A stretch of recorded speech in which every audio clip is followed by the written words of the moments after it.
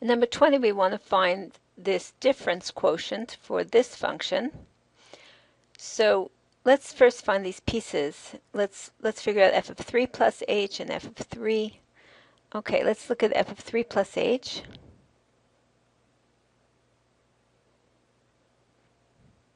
So I'm going to rewrite f of x, and over here 2x minus x squared, I'm going to put just a blank set of parentheses instead of x.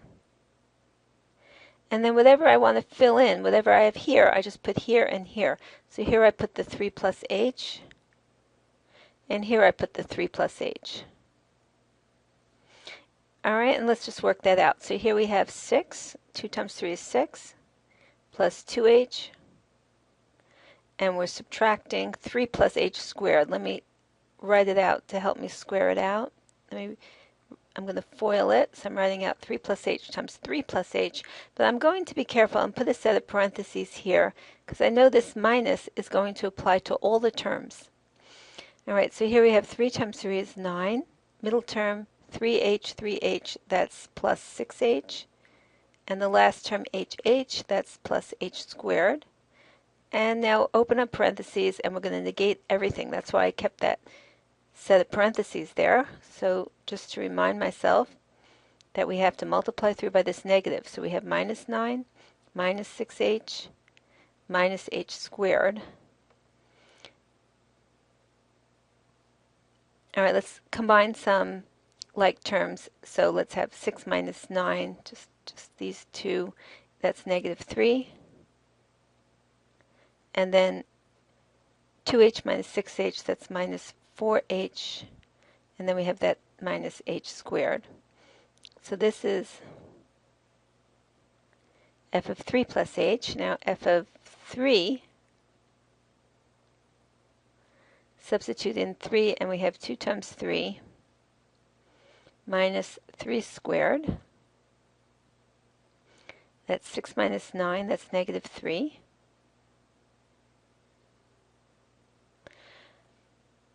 And now let's do the difference quotient. So we have f of 3 plus h minus f of 3 over h is equal to, here's f of 3 plus h,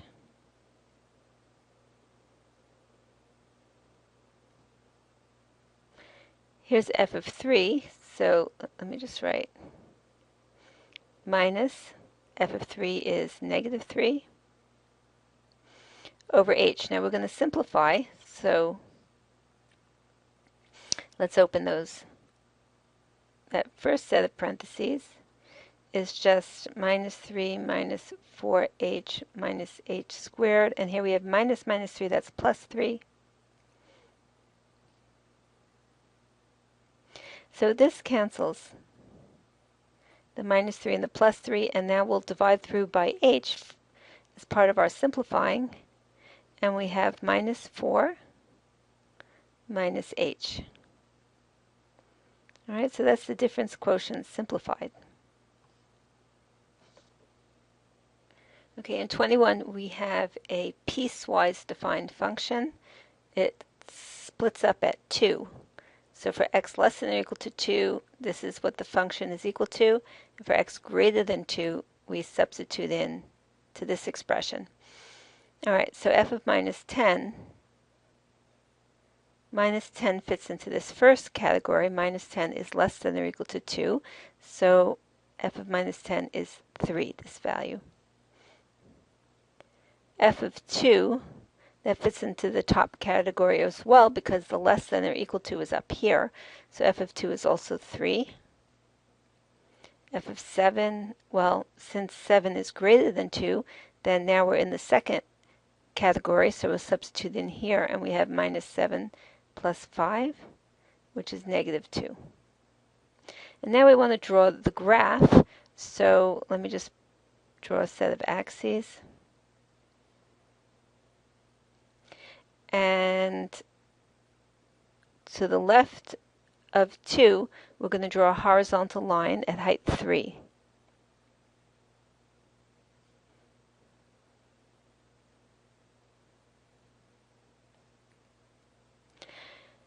Now that's for x less than or equal to 2. Because of this less than or equal to, I am going to put a closed circle here.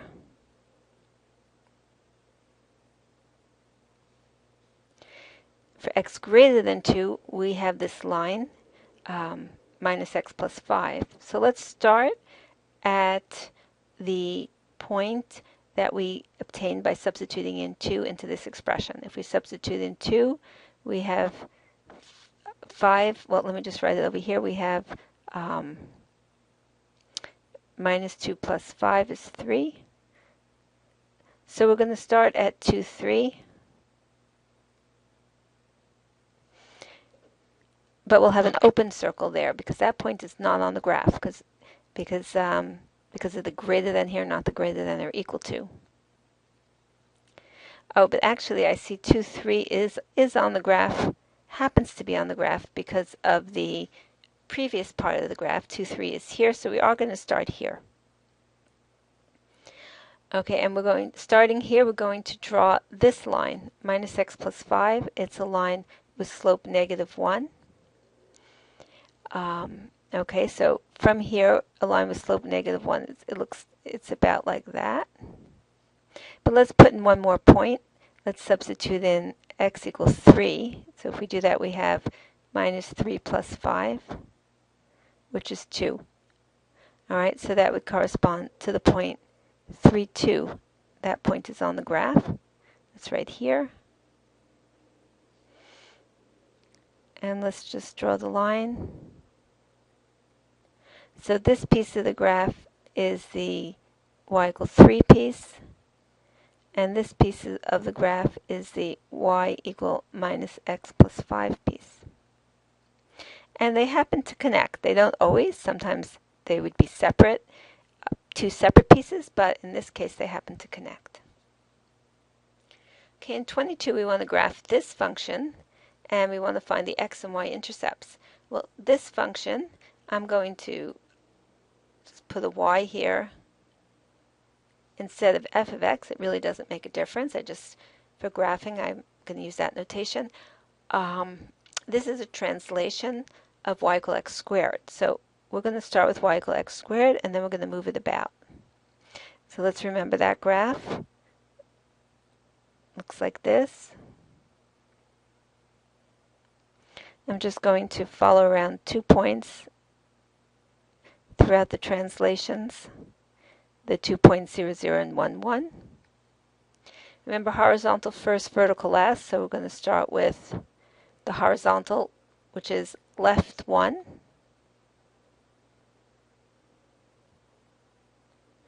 And that would give us the curve y equal x plus 1. Left 1 means that we replace x with x plus 1. All right, so let's do that. So everything is moved to the left 1. We subtract 1 from the x component. So here we have minus 1, 0.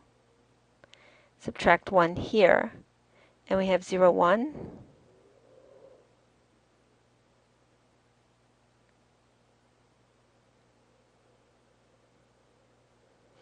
All right, and let's just draw our curve. And now we're going to go down 4.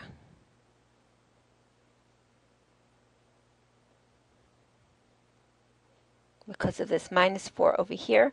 So we're going to subtract 4 from the y coordinates. All right, so here we're going to do 0 minus 4. So we're going to go to minus 1 minus 4. And put that in. And here, subtract 4, and we're going to 0 minus 3. We're going to put that in.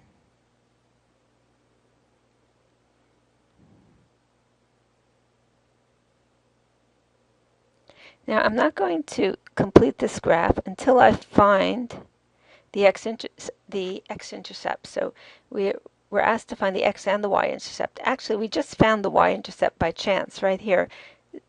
The y-intercept has x-coordinate 0, so this is the y-intercept.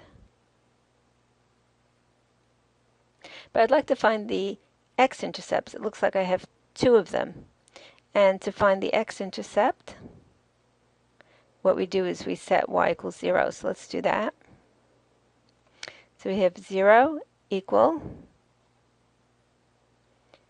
x plus 1 squared minus 4. Now the fastest way of doing this is to solve for x plus 1 squared and then take the plus minus square root of both sides. So let's get rid of this minus 4, bring it to the other side as a plus 4. Plus minus square root both sides. Now don't subtract 1 from both sides because of this plus minus. Just split it up. So we have 2 equal x plus 1. Subtract 1 and we have 3 equal x. That's one x-intercept. And let's do the other one. We have minus 2 equal x plus 1. Subtract 1 from both sides, and we have, sorry, I made a mistake on this one. Subtract 1 from both sides, and we have x is equal to 1. This is x equal 1. Here, subtract 1 from both sides, and we have x is equal to negative 3. See, that looks better. Okay, that looks like it makes sense. Here we have x equal to 1 right here. It looks right, okay, on our rough graph. So that's one x-intercept. And then here, this is minus 1, minus 2, minus 3, x equal minus 3. Okay, that's the other one. So that's an x-intercept. And also this one. So those are our two x-intercepts, and that's our one y-intercept. In 23, we're going to follow these transformations and see what equation we get, starting with y equals square root of x. So first, reflect y. Reflect y is replace x with minus x. So that's our reflect y. Next, left 3. This is the one that gives a lot of people trouble, especially when you're starting out with a minus x. We're replacing x with x plus 3. Left is plus. Replacing x with x plus 3. But because of that minus in front, we must have a set of parentheses here. That's the left 3. And if we multiply through, we get minus x minus 3. Now up 10, well, we're just going to do a plus 10. And here's another one that requires careful thought. Reflect through the x-axis. That means negate the entire expression. Put a negative in front of the entire expression. And use parentheses here to make sure the negative applies to both terms.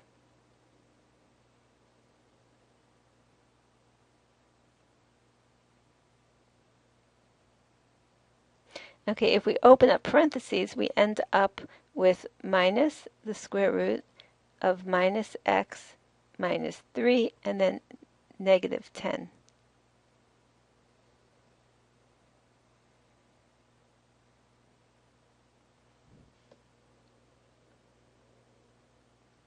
(24) is a similar type of questions. It says, show that the following transformation of y equal square root of x results in this. So basically we're being told the answer here, so let's do this. Square root of x, we're starting with reflect y, so we're going to replace x with minus x. Right 3, we're going to replace x with x minus 3, but we need to use parentheses. So this would be minus x plus 3. Okay, like here. All right, here we have up 10. Okay, we're just going to add plus 10. And here reflect x, that's negate the whole thing with parentheses.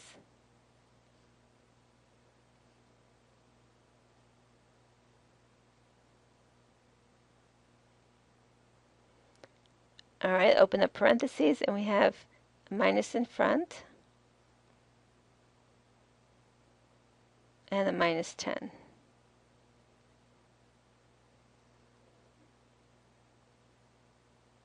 Compared to what we're supposed to get, and that's correct.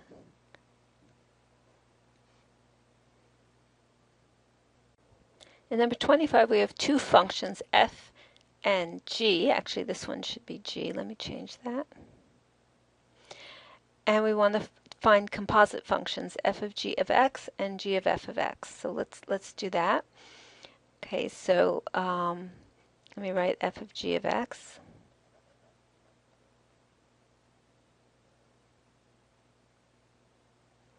Well, that's f of, and instead of the g of x, I'm going to put what g of x is equal to.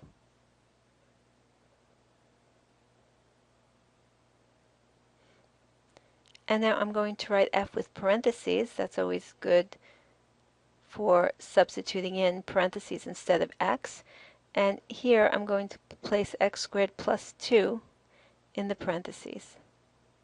And let's just simplify this, open up the parentheses. We have minus 2x squared minus 4. So that's negative 1 minus 2x squared.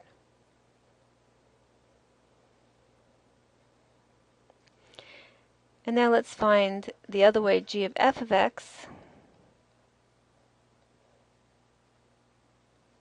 So I'm going to write, instead of f of x over here in parentheses, I'm going to put 3 minus 2x. And I'm going to write g, here's g, with parentheses instead of x. And place this inside.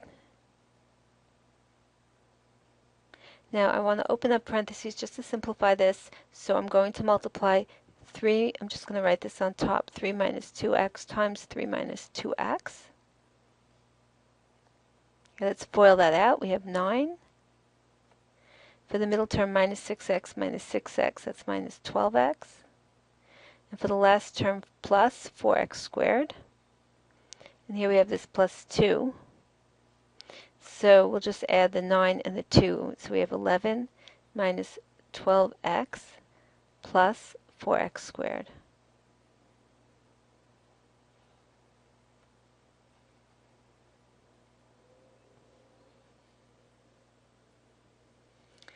(26) says a function is one-to-one if, so we have to complete the definition of one-to-one. So that would be if every x value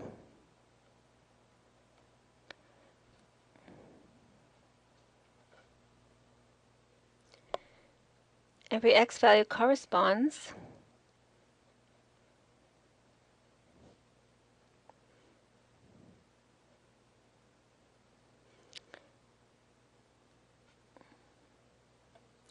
to only one y,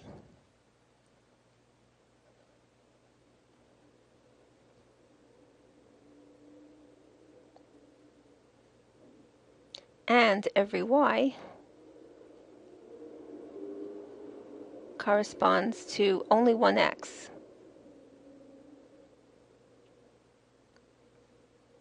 All right, this is just repeating that we have a function. This is the definition of a function. Every x goes to one y, but if also every y corresponds to only one x, then the function is one-to-one.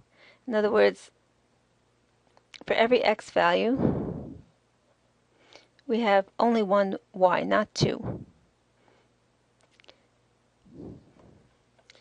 A function has an inverse if it is one-to-one.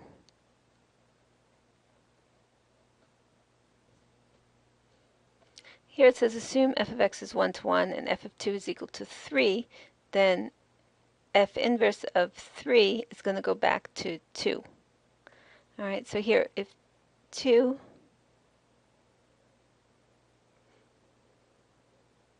corresponds to 3 by f, then the inverse takes 3 to 2. All right, and now let's do this f inverse of 3. Well, we see that f inverse will take 3 back to 2. So here we are just doing f of 2, and we see f of 2 is 3. We started with 3, and we ended with 3. If we had another value, let's say f inverse of, let's say, 5, this would also be 5 if f is 1 to 1, because you can think of f and f inverse as canceling each other out, canceling out what they do. So if you start with 5, f inverse does something and f undoes that, and we're back to 5. Let's figure out the inverse of this f of x of 7 minus 3x. So what we're going to do first is replace f of x with y. Let's write y equals 7 minus 3x. And then what we're going to do is switch f and y, x and y.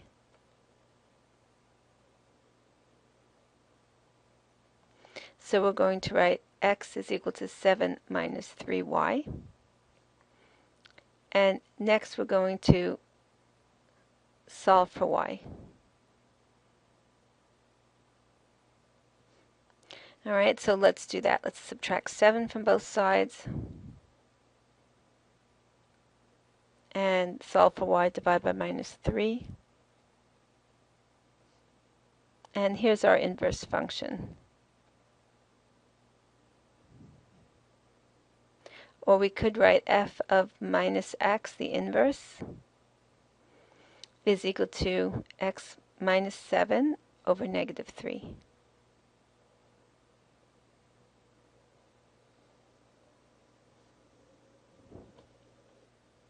All right, here's another inverse question. We want to find f inverse of x. So again, let's start with y equal 1 over x minus 5. And now we're going to switch x and y.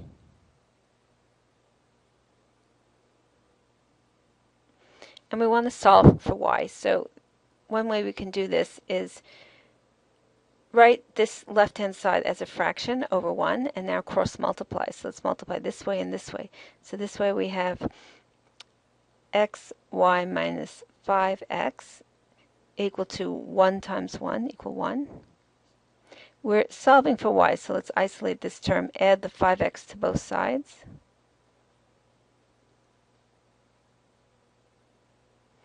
And continue solving for y by dividing both sides by x. So we have y is equal to 5x plus 1 over x. So this is our f inverse. F inverse of x is equal to 5x plus 1 over x.